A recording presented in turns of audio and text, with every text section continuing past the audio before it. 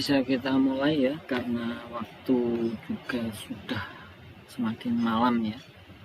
Untuk hari ini yang akan saya sampaikan sebentar, ini ada title-nya masih e-commerce ya, maaf.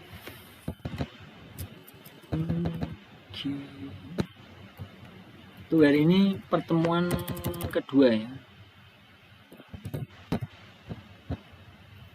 Pertemuan kedua untuk e-bisnis ya, Universitas Telkom untuk kelas yang malam ya. Ini sudah saya lihat sudah banyak yang hadir, mungkin bisa kita mulai ya sambil menunggu yang lain. Mungkin bisa kita sambil mulai, nanti yang lain segera menyusul ya.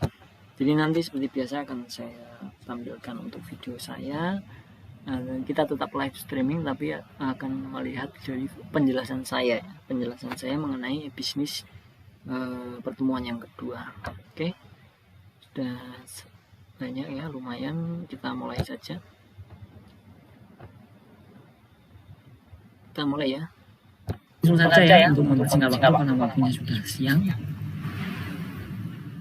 Tujuan pembelajarannya di sini nanti ada menjelaskan perbedaan e-bisnis dan e-commerce ya. Jadi biar tahu lebih lanjut, kemudian merangkum alasan utama untuk mengadopsi e-bisnis dan e-commerce dan entry barrier-nya. Kemudian menggunakan sumber daya untuk mendapatkan perluasan, menyarankan peluang bisnis. Nah, itu yang akan kita bahas. Kita perlu tahu juga ya terminologinya dulu. Jadi di dalam e-bisnis itu tidak lupa tidak ada yang bisa meninggalkan ya, ketinggalan yaitu namanya internet, karena kita menggunakan elektronik ya.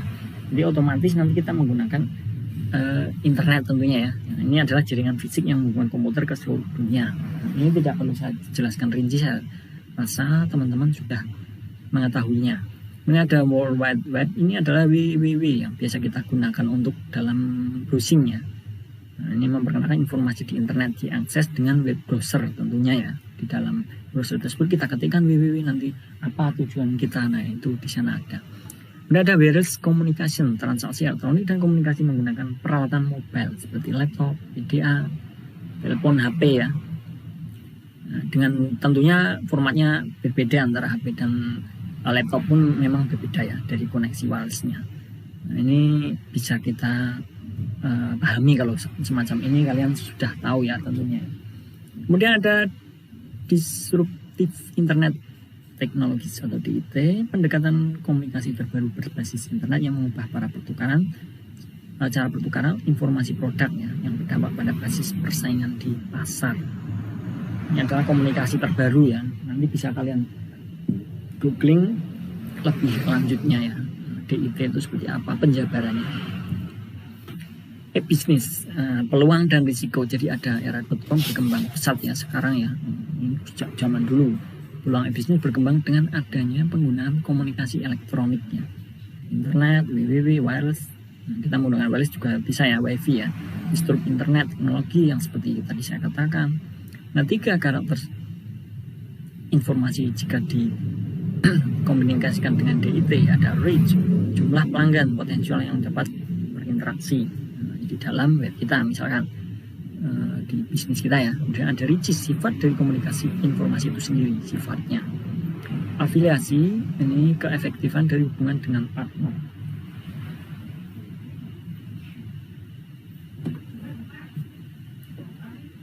Next, risiko e-bisnis bervariasi dari risiko strategis hingga risiko praktis. Jadi di dalam berbisnis itu pasti ada risikonya ya. Semua hal, saya rasa semua hal itu, semua hal pekerjaan pasti mengandung risiko. Tapi tentunya bagaimana cara kita untuk menghadapi risiko tersebut ya, atau meminimalisir. Nah, risiko strategis adalah salah satu membuat keputusan terhadap investasi bisnis, sedangkan risiko praktis adalah kesalahan tindakan hingga mengecewakan pelanggan atau membuat citra buruk yang berdampak terhadap perusahaan. Misalnya kepadatan situs web pada jam sibuk setelah iklan di TV, nah itu juga termasuk risiko ya.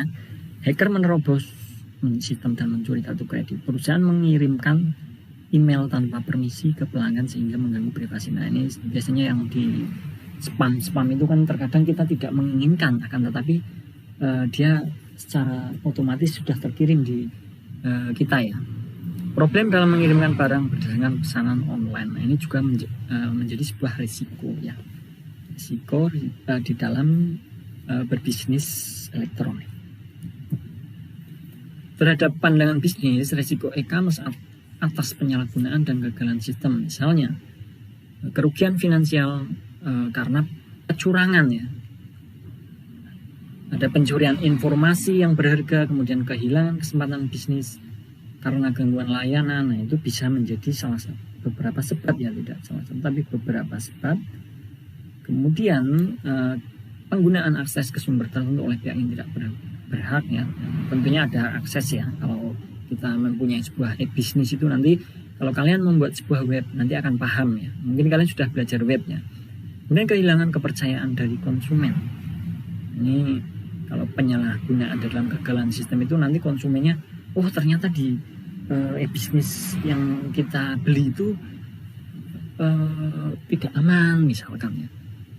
Nah itu mungkin akan menghilangkan kepercayaan konsumen tentunya. Dan kerugian lainnya yang tidak dapat terduga banyak ya. Nah perbedaan bisnis e-bisnis dan e-commerce itu definisinya adalah e-commerce ini pembelian dan penjualan menggunakan internet. Nah, paham ya kalau e-commerce ya, mungkin seperti yang saya katakan kemarin itu semua teman-teman saya rasa sudah pernah. Semua transaksi bermedia elektronik antara organisasi dan pihak ketiga yang melakukan deal. Ini kalau kita menggunakan pihak kedua berarti pihak ketiganya adalah pembelinya ya. Jadi nanti ada penghubung, misalkan Shopee katakan kita ini ya, tidak ada masalah sponsor tapi kita bisa mencontohkan saja. Kemudian pertukaran informasi melalui jaringan elektronik pada setiap tahap rantai penyediaan, bahkan dalam organisasi antar bisnis dengan pelanggan atau sektor publik dan swasta, baik ada transaksi pembayaran maupun tidak. Ini pertukaran informasi di e-commerce itu definisi daripada e-commerce ini nanti kalian bisa pahami ya dari ketiga tersebut. Oh ternyata e-commerce itu seperti itu. Sudah saya jelaskan juga mungkin di pertemuan awal kayaknya ya. Nah, ini jalannya kalau kita pembelian di sini kan ada intranet pembelian, nanti ada langkah-langkahnya ya, intinya seperti itu. Nanti dipahami ya, ini sell side. Nah, kalau ini adalah yang menjual, kalau ini adalah yang membeli, nanti dipahami. Sisi penjualan atau sales, nah ini penjualan ya di e-commerce ini. Sisi penjualan e-commerce tidak hanya menjual produk seperti buku dan CD, melainkan juga menggunakan teknologi untuk mencapai hasil optimal. Ada 4 tipe situs web yang berfokus pada penjualan: situs transaksi e-commerce, situs orientasi pelayanan membangun hubungan, kemudian situs membangun merek, situs portal atau media. Nah itu adalah situs yang berfokus pada penjualan ya, sisi penjualan atau sales side e-commerce. Kemudian ada portal, suatu situs perantara yang berfokus pada penyediaan sarana terhadap informasi yang terdapat di situs lain, tapi juga menyediakan isi dan layanan sendiri. Jadi di situ dia bisa menyediakan sarana di situs orang lain ya, seperti yang kemarin saya katakan nanti ada bagi hasil seperti itu.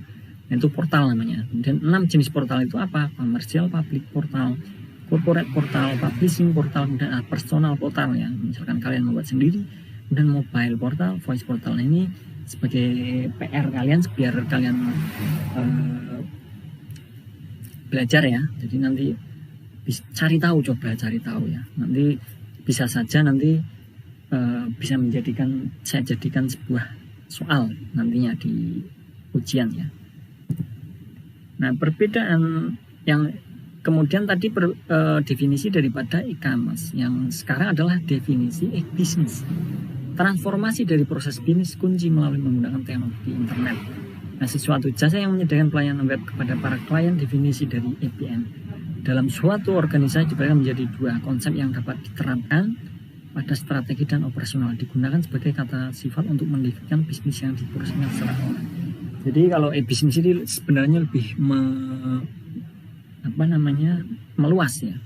Jadi kalau kita e-bisnis otomatis kita menggunakan e-commerce, walaupun terkadang kita hanya menggunakan websitenya saja kemudian kita berbisnis dengan cara komunikasi lain, tapi kebanyakan seperti itu.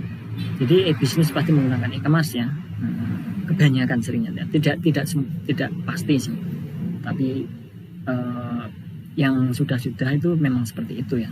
Jadi kita berbisnis menggunakan elektronik itu kita lebih banyak menggunakan e-commerce ya, karena sekarang lebih ke penjualan itu banyak sekali mereka menggunakan e-commerce ya. Jadi orang berbisnis dengan e-commerce seperti itu ya. Nah, perbedaan e-bisnis dan e-commerce di sini adalah e-commerce di sini ya, elektronik e-commerce mempunyai bagian yang saling beririsan dengan elektronik e-bisnis. Jadi dia ada kaitannya dengan e-bisnis ya. Kemudian elektronik e-commerce sama besar dengan elektronik e-bisnis. Jadi ternyata besarnya sama, nanti bisa dimengerti ya.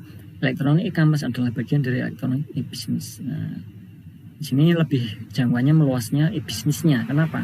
Karena segala sesuatu tidak hanya e-commerce saja, dia masuk ke e-bisnis ya. Tadi ya kalau di bisnis dalam elektronik tadi ya, di internet ya.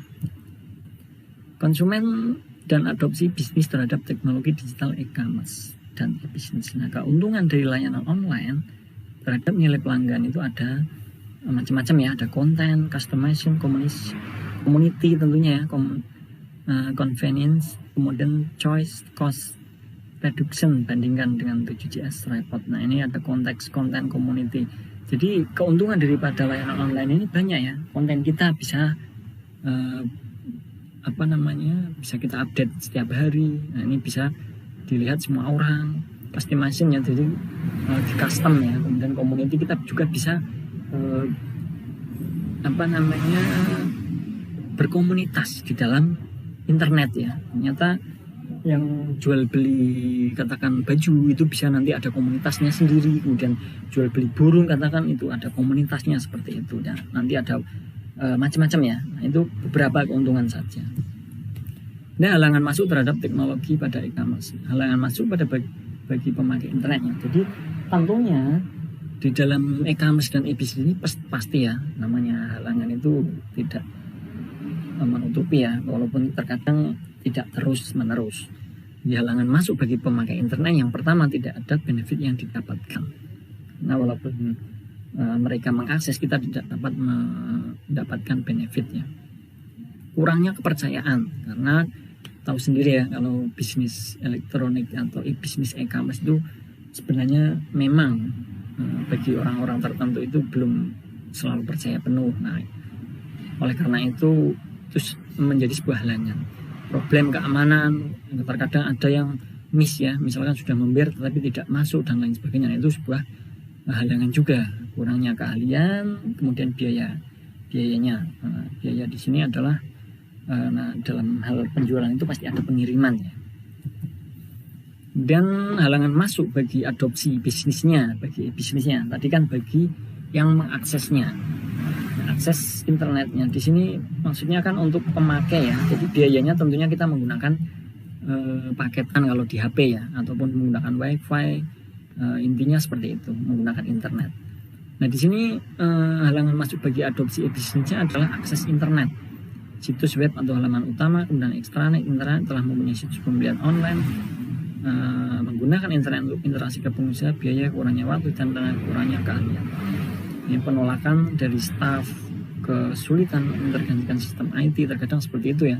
Orang yang mempunyai bisnis seperti itu kadang belum tentu sepenuhnya bisa maintenance ya. Jadi terkadang itu perlu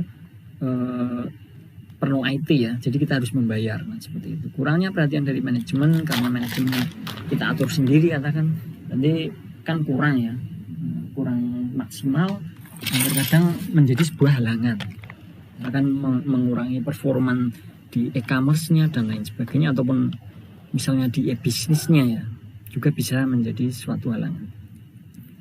Dan keamanan kurang dapat dipercaya, kurangnya dukungan pemerintah, pembatasan bandwidth. Nah, itu adalah beberapa halangan masuk bagi adopsi e-bisnis ya.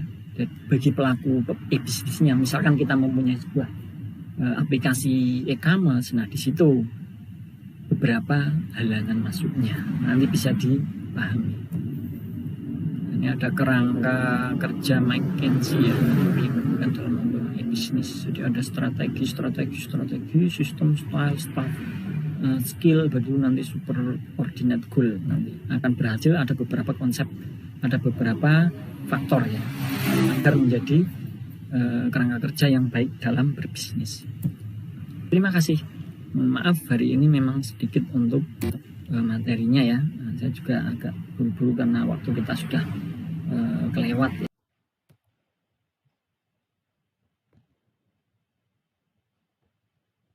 Oke, materi untuk perkuliahan hari ini cukup ya. Saya lihat di absensinya ya sudah ada banyak ya mengenai yang sudah saya sampaikan tadi. Misalkan ada yang mau dipertanyakan ya mengenai hal tadi, silahkan ya.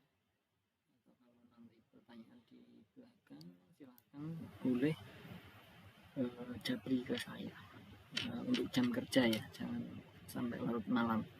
Oke, seperti itu kiranya untuk hari ini yang bisa saya sampaikan untuk perkuliahan hari ini ya. Ini sudah banyak yang hadir. Terima kasih untuk teman-teman yang bisa ikut live streaming ya.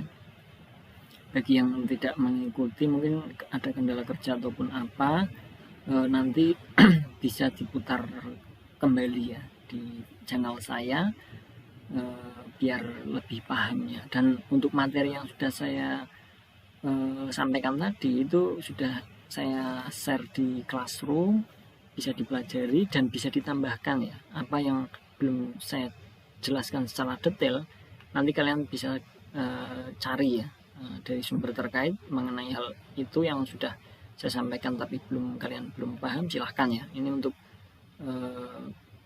menumbuhkan inovasi dari masing-masing mahasiswa ya. Jangan hanya mengandalkan dari saya saja. Itu yang lebih baik itu ya bisa pengembangan ya, mengembangkan apa yang sudah saya sampaikan. Nah, siapa tahu nanti pada saat ujian nanti akan keluar ya, untuk yang saya sampaikan tapi belum kalian pahami, seperti itu ya. Karena saya menyampaikan hanya poin-poinnya, mungkin bisa ditambahkan nantinya. Oke, saya rasa cukup ya untuk hari ini.